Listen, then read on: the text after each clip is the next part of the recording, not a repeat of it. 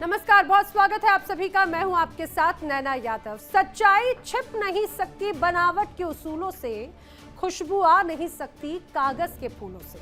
जी हाँ, जिसकी फितरत में सिर्फ और सिर्फ दहशतगर्दी हो, दगाबाजी हो, जिसके घर में सिर्फ आतंक की फैक्ट्री है, वो जब शांति दूत बनने का ढोंग करे तो ये ढोंग ज्यादा दिनों तक चल नहीं सकता। तभी तो पाकिस्तान की कलई खुल गई और उसका असली रंग एक बार फिर से सामने आ गया, जिसमें सिर्फ आतंक ही आतंक है। आखिर कैसे उतरी पाकिस्तान की कलई?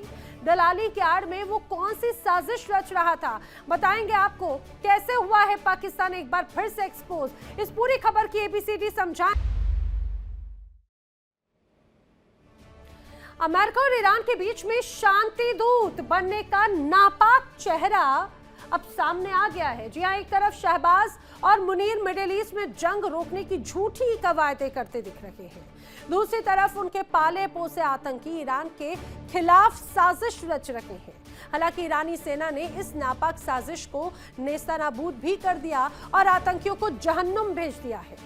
जी हां, ईरान के सिस्तान बलूचिस्तान प्रांत में सुरक्षा बलों ने पाकिस्तान की सीमा में घुसपैठ कर रहे जैश अल अदल के एक बड़े आतंकी दस्ते को मार गिराया, जिसे जैश अल जुल्म भी कहा जाता है। ये जो मुठभेड़ हुई, ये रास्क क्षेत्र में हुई है, जहां पर तस्नीम न्यूज एजेंसी के अनुसार आतंकी बड़ी साजिश को अंजाम देने के लिए आए थे। अब ईरान ने यह दावा किया है कि मारे गए आतंकियों के पास से भारी मात्रा में विस्फोटक, आधुनिक हथियार और गोला बारूद बरामद हुए। इस पूरी घटना ने दोनों देशों के बीच में पहले से मौजूद कड़वाहट और तनाव को और भी ज्यादा गहरा कर दिया।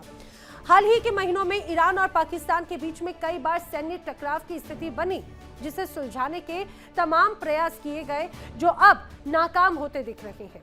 बॉर्डर पर ईरान की सख्त कार्रवाई ने पाकिस्तान के लिए नई मुसीबत खड़ी कर दी है। वहीं इस पूरे आतंकी साजिश को नाकामयाब करने के बाद ईरान ने पाक बॉर्डर से लगने वाले इलाकों में सुरक्षा और भी ज्यादा पुख्ता कर दी है। ईरान और पाकिस्तान का जो सीमावर्ती क्षेत्र है, वहां पर सक्रिय आतंकवादी समूहों का मुद्दा काफी जटिल है और इन आतंकवादी गुट दोनों देशों की सुरक्षा और कूटनीतिक रिश्तों के लिए एक बड़ी चुनौती हमेशा से रहे हैं। और यही वजह है कि ईरान और पाकिस्तान में कई बार सैन्य संघर्ष भी हो चुके हैं। ये जो आतंकवादी गुट है, ईरान के सिस्तान बलूचिस्तान और पाकिस्तान के बलूचिस्तान प्रांत में हमेशा से एक्टिव पाए जाते हैं। और ये जो आतंकवादी गुट है, वो ईरान के कई बड़े हमलों को अंजाम भी एक तरह से दे चुके हैं। इनमें जैश अल अदल सबसे प्रमुख है। अब समझिए जैश अल अदल के बारे में। जैश अल अदल दरअसल 2012 से सक्रिय सुन्नी बलूच चरमपंथी संगठन है, जिसके पाकिस्तानी खुफिया एजेंसी ISI से गहरे ताल्लुकात हैं। और ये संगठन ईरानी पुलिस और IRGC पर हमलों के लिए कुख्यात है। इस आतंकी संगठन की पनाहगार पाकिस्तान का बलूचिस्तान प्रांत है और ये आतंकी ईरान में अक्सर घुसपैठ की वारदातों को अंजाम देते रहते हैं। घुसपैठ के कारण ईरान पाक बॉर्डर पर हमेशा तनाव रहता है और कई बार ऐसे भी मामले सामने आए कि घुसपैठ के बाद में ईरान के अंदर कई बड़ी वारदातों को अंजाम इसी संगठन ने किया पाकिस्तान की शह पर। ईरान में पाकिस्तानी आतंकवादियों की घुसपैठ ने एक बार फिर से पाकिस्तान का असली चेहरा सामने ला दिया है। और इस घटना के बाद अमेरिका और ईरान के बीच जो नापाक दलाली चल रही थी, उस पर अब बड़ा सवाल खड़ा हो गया। इस घटना के बाद ईरान में पाकिस्तान को लेकर गहरी नाराजगी है, गुस्सा साफ तौर से नजर आता है। समझिए, कुछ समय पहले भी ईरान और पाकिस्तान के बीच में आमने सामने की जंग जैसी स्थिति बनी। ईरान ने पाकिस्तान के पंजगुर इलाके में आतंकियों के ठिकानों पर मिसाइलें दागी थीं, जिसके जवाब में पाकिस्तान ने भी ईरान के सिस्तान बलूचिस्तान प्रांत में स्ट्राइक की थी। इस जवाबी हमले में 9 लोगों की मौत हुई थी। हालांकि बाद में दोनों देशों ने संयम बरतते हुए युद्ध को एक तरह से टाल दिया, लेकिन हाल ही में ईरान में 9 पाकिस्तानी मजदूरों की हत्या ने आग में घी डालने का काम किया। अब जो ताजा मुठभेड़ है, उसके बाद में सिस्तान बॉर्डर पर एक बार फिर से हाई अलर्ट है। लोगों के मन में सवाल कि एक तरफ पाकिस्तान तो दावे करता है ईरान के साथ में दोस्ती दिखाने का, बार बार आसिम मुनीर जाते हैं तेहरान में और ये दिखाने के लिए कि भाई हम सबसे ज्यादा विश्वास पात्र हैं आपके, लेकिन उसी आड़ में पाकिस्तान क्या बड़ा खेल खेल रहा था, वो सामने आ गया एक बार फिर से लोगों के। अब ऐसे में बड़े सवाल खड़े होते हैं, क्या पाकिस्तान अमेरिका के साथ में मिलकर ईरान के खिलाफ साजिशें रच रहा है? क्या अमेरिका ईरान के बीच में शांतिदूत बनने की नापाक कलई खुल गई है? आतंकियों के खिलाफ ईरानी सेना के प्रहार के बाद में जंग का नया मोर्चा क्या अब खुलने जा रहा है? जानने की कोशिश करेंगे। खास मेहमानों का पैनल मेरे साथ में कनेक्ट हो रहा है, जल्दी से आपको उनसे मिलवा देती हूं। मेरे साथ retired major general Anuj Mathur ji connect हो रहे हैं, बताओ रक्षा विशेषज्ञ। मेरे साथ geopolitical expert retired colonel S K Malik जी कनेक्ट हो रहे हैं। पाकिस्तान से पत्रकार डॉक्टर सज्जाद बुखारी मेरे साथ में कनेक्ट हो रहे हैं और अमेरिका से सीनियर जर्नलिस्ट अमर मसीखान जी भी मेरे साथ में कनेक्ट हो रहे हैं। आप सभी खास मेहमानों का इस पूरी चर्चा में बहुत स्वागत है। स्पेशली सज्जाद बुखारी जी, बहुत लंबे वक्त के बाद में इंडिया डेली पर एक बार फिर आपका स्वागत है।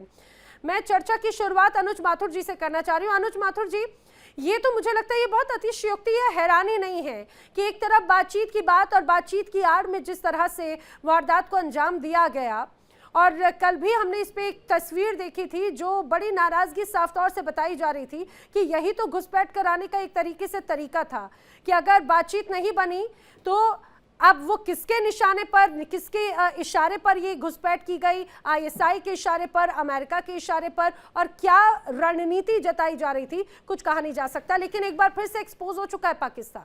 सर जय हिंद नैना। जय हिंद सर। मुझे उम्मीद है कि हम आज की डिस्कशन के दौरान अपनी अपनी भाषाओं पर नियंत्रण रखेंगे। मुझे कुछ लोगों पर विश्वास नहीं है, इसलिए मैं आपसे पहले से बता दे रहा हूं।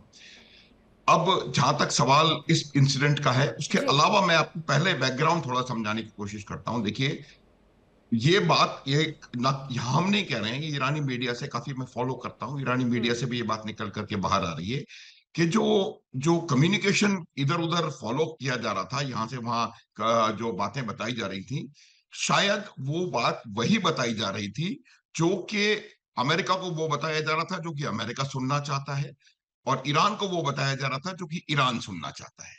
उदाहरण के लिए ईरान को कहा गया कि अमेरिका जो है दूसरे दौर की बातचीत से पहले ब्लॉकेड उठा लेगा और सीज फायर को एक्सटेंड कर देगा, जबकि वो हुआ नहीं। उसी प्रकार से शायद उन्होंने जाकर के वहां पर कहा होगा। तो मेरा ये मानना है कि इंटेंशनली और अनइंटेंशनली, वो मैं नहीं आक्षेप लगा रहा हूं, लेकिन ये है कि सही जो कम्युनिकेशन है वो नहीं हुआ। इसकी वजह से ये पूरा का पूरा जो प्रोसेस है वो डिरेल हो गया। ये प्रोसेस बहुत अच्छी तरह से मेरे हिसाब से चलना चाहिए था, क्योंकि ये एक अच्छा ओपनिंग हो सकता था। ये बात नैना हम पिछले कई दिनों से कर रहे हैं कि अगर कोई एक्शन ग्राउंड के ऊपर होने की संभावना है तो उसका एक पॉसिबल डायरेक्शन वही हो सकता है जो कि ईस्टर्न ईरान, जो कि पाकिस्तान या बलोचिस्तान और ईरान का जो बॉर्डर है वहां से हो सकता है। तो ये एक उसका प्रयास हो सकता है। इसकी वजह भी मैं आपको एक बताने की कोशिश करूंगा। पहले मैं आपको ईरान में जो एक्टिविटीज हुई हैं पिछले 24 घंटे में, उनमें से 2-4 इंपॉर्टेंट बताता हूं। देखिए, ईरान ने एक चीज बिल्कुल क्लियर कर दी है कि ईरान के लोग, चाहे कोई भी वजह कुछ भी हो, ईरान के लोग, उन्होंने विक्ट्री मार्च निकाला है जिस दिन ये खत्म होने वाली थी मियाद सीज फायर की। उसके बाद उन्होंने खुर्रम शहर 4 को पूरे 1000 लाख लोग उसके पीछे पीछे चल करके उन्होंने पूरे शहर में, जहां उनका रेवोल्यूशन का जो स्क्वायर है उसको रेवोल्यूशन, वहां पर उन्होंने इसका एक वो निकाला। उसके अलावा उनके मिसाइल्स के ऊपर इनके नकाबपोश हथियारबंद लोग, उन्होंने पूरे जगह जगह पर परेडिंग किया। पिंक कलर की मिसाइल्स और ड्रोन्स का उन्होंने परेड किया, ये बताने के लिए कि वहां की जो महिलाएं हैं वो भी इसका समर्थन कर रही हैं। तो एक सीधे सीधे शब्दों में उन्होंने अमेरिका को क्लियर कट इंडिकेशन दे दिया है कि हम रुकने वाले नहीं हैं, हम झुकने वाले नहीं हैं। उन्होंने रेजिलियंस और बेलिजरेंस दोनों का एक बहुत अच्छा प्रमाण दे दिया है। और देखिए, जी जी जी जी सर, एक ही बात और मैं कहने की कोशिश करूंगा कि जहां तक सवाल पाकिस्तान की और गतिविधियों का है, मैं 1-2 चीजें और आपको बता देता हूं। कल की बात है कि उनके पुराने एक DGISPR हैं जो कि जाके लश्कर तैयबा के लीडर से मिलते हैं। तो ये तमाम चीजें जो पाकिस्तान का इन्वॉल्वमेंट टेररिस्ट एक्टिविटीज में है, चाहे वो उनके ईस्टर्न नेबर के साथ हो या वेस्टर्न नेबर के साथ हो, वो साफ तौर पर दोबारा क्लियर कट नजर आ रहा है मुझे लगता है, और इस वजह से वो जो खटास है वो बढ़ती जा रही है। ईरान को जो भरोसा, मैं कि पहले भी मैंने ये बात कही थी ना, इस इंसिडेंट से पहले, ईरान को जो भरोसा है पाकिस्तान की डिस्पेंसेशन पे वो कम से कम होता चला जा रहा है, ये मेरा आकलन है। ठीक है सर। सज्जाद, मैं इसका रिएक्शन आपसे लेना चाह रही हूँ। एक तरफ बहुत भरोसा जीतने की कोशिश की जा रही थी और तस्वीर ऐसा लग रहा था कि मानो शायद ईरान और पाकिस्तान जितने अच्छे मित्र हैं, और आसिम मुनीर बार बार गए तेहरान में यही भरोसा जीतने के लिए कि आप हमारे भरोसे आइए, ठीक है, अगर आप अमेरिका के साथ नहीं बैठना चाहते, हम आपके साथी हैं, हम आपके मुस्लिम भाई हैं और हम आपको भरोसा दिलाते हैं। हालांकि वो भरोसा भी चकनाचूर हुआ, ईरान ने भरोसा नहीं किया, शायद इन्हीं आतंक परस्ती नीतियों की वजह से। एक तरफ बातचीत की बात थी, भरोसा दिला रहे थे, दूसरी तरफ जैश अल अदल के माध्यम से क्या करने की कोशिश कर रहे थे? नैना जी, बहुत शुक्रिया। After long time, nice to see you. आपको मैंने देखा, गुफ्तगू आपकी सुनी। माथुर साहब को सबसे पहले मैं ये कहता चलूं कि माथुर साहब, आप मेरे लिए बहुत काबिल एहतराम हैं। आप सेना में खिदमत सर अंजाम दे चुके हैं, तो अगर आप हुदूद में रहेंगे तो डेफिनेटली जो है मैं आपके साथ जो है उन्हीं इखलाकी दायरे के अंदर बात करूंगा। लेकिन अगर आपने कोई पजामा या पतलून या इस तरह की गैर इखलाकी गुफ्तगू की तो मैं फिर आपको रिस्पॉन्ड करूंगा। अरे आप तो हाइपोथेटिकल सिचुएशन में पहुंच गए सज्जाद जी, कोई नहीं। मैंने रिस्पॉन्ड भी तो करना जरूरी है ना नैना जी, और उम्मीद भी रखता हूँ कि आज काफी अरसे बाद आपसे बातचीत हुई है तो आप मुझे उतना ही टाइम देंगे जितना माथुर साहब को दिया। आधा दे दीजिएगा, मेरे लिए वो भी काफी है। तो माथुर साहब ने जो है सबसे पहले जो कहानी सुनाई है वो पिंक मिसाइल की, तो मैं ये आपको बताता चलूं कि आप लोगों को थोड़ी सी शर्म आनी चाहिए थी। जब ईरान के आयतुल्लाह खामेनेई को शहीद किया गया, उनकी लीडरशिप को शहीद किया गया, तो आपने रत्ती बराबर जो है उस पे इज़हार ताज़ियत नहीं किया। फिर उसके मिनाब स्कूल के 170 बच्चों को शहीद कर दिया गया, उस वक्त भी आपको शर्म नहीं आई। आपको शर्म से डूब मरना चाहिए था कि आपने उस पे भी ताज़ियत नहीं की। अब आप जो है वो एक स्पॉइलर का किरदार अदा कर रहे हैं। किस आधार पे आप कह रहे हैं? ये किस आधार पर आप कह रहे हैं?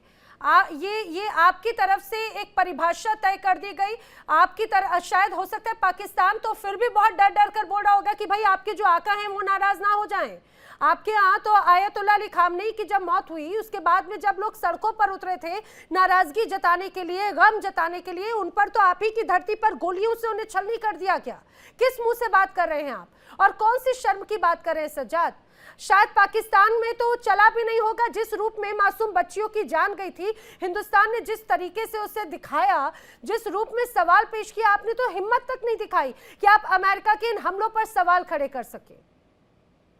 नैना जी देखिए, आप फिर जो है मुझे बात मुकम्मल नहीं करने अगर आप देती हैं। गलत बोलेंगे तो आपको दुरुस्त करने का काम भी मेरा है ना, आपकी उस बात को। जी, बार आप मैंने ब्रॉडकास्ट एथिक्स का बताया है। ब्रॉडकास्टिंग एथिक्स को थोड़ा सा समझे, थोड़ा सा मोरालिटी पर बात किया करें, थोड़ा सा अगर आप ये पे उन ब्रॉडकास्ट एथिक्स में, मुझे लगता है सज्जाद आप बहुत बड़े जर्नलिस्ट हैं पाकिस्तान के, तो मुझे लगता है आप भी इस बात को समझते होंगे गलत फैक्ट, वो भी इतने सेंसिटिव मसलों पर, उसको एक्सेप्ट नहीं किया जाना चाहिए। Well please continue.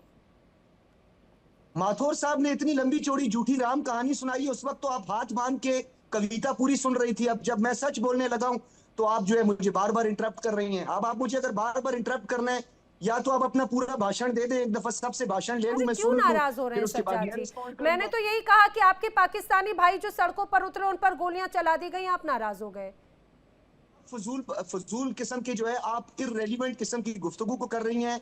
आपका कंटेंट अच्छा मुझे बताइए सज्जाद, अच्छा मुझे बताइए, क्या पाकिस्तान में जो लोग प्रदर्शन के लिए उतरे थे जहां पर यूएस एम्बेसी के खिलाफ, वहां पर क्या उन पर गोलियां नहीं चलाई गई? ये क्या बेफिजूल जिन लोगों की जान गई वो बेफिजूल थी क्या?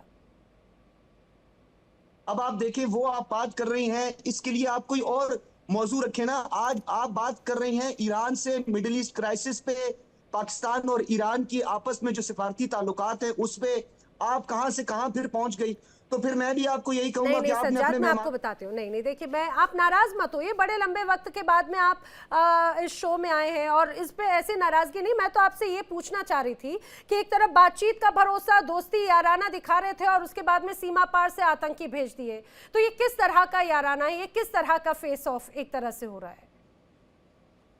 आपने सवाल पे सवाल, आप मुझे अपनी बात मुकम्मल कर लेने दें। मैं गलत बोल रहा हूं तो मैंने दोबारा वही सवाल पूछा, चलिए बताइए। तो आपके देखने वाले अनभक्त खुद फैसला कर लेंगे, मैं गलत कह रहा हूं या सही कह रहा हूं, आपके देशवासी फैसला कर लेंगे। चलिए बोलिए। आपने पहली कहानी सुनाई थी पिंक मिसाइल्स की, तो वो आपको पता है वो एक जज्बाती तौर पर ईरान और उनकी जो महिलाएं हैं, जो महिलाएं जो है बजाय कि प्रॉक्सी का काम करें, बजाय कि स्पॉइलर का काम करें, वो अपने जो ईरान रेवोल्यूशनरी गार्ड है और जो ईरान की मुसल्लह अफवाज है, पासदारान ईरान है, उनके साथ शाना बशाना खड़ा होकर उन्होंने एक फरमाइश की।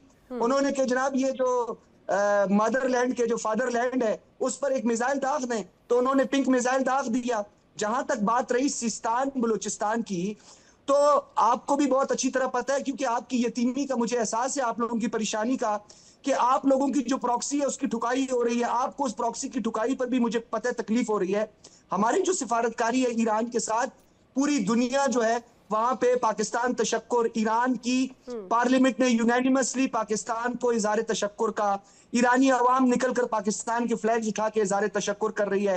अब्बास इराकची जो है वो इज़हार तशक्कुर कर रहे हैं, वो पाकिस्तान में आ रहे हैं, पाकिस्तान के लिए वो तराने गा रहे हैं, तराने ईरानी गा रहे हैं, और जलन और मिर्च यहाँ पर लग रही है। मुझे इस बात की समझ नहीं आ रही है, आप जंग को एस्केलेट करना चाहते हैं, जंग को मजीद बढ़ाना चाहते हैं, या डी एस्केलेट करना चाहते हैं? पाकिस्तान की तरह आप जंग को जो है उस पर पानी डाल रही हैं, सुलगती हुई आग पर। मुझे लग रहा है अब आपने अपना कथावाचन कर लिया होगा बदलाव सज्जाद, अब आपने अपनी बात कर ली होगी। लेकिन मुझे एक बात बताइए, ये बौखलाहट क्यों है?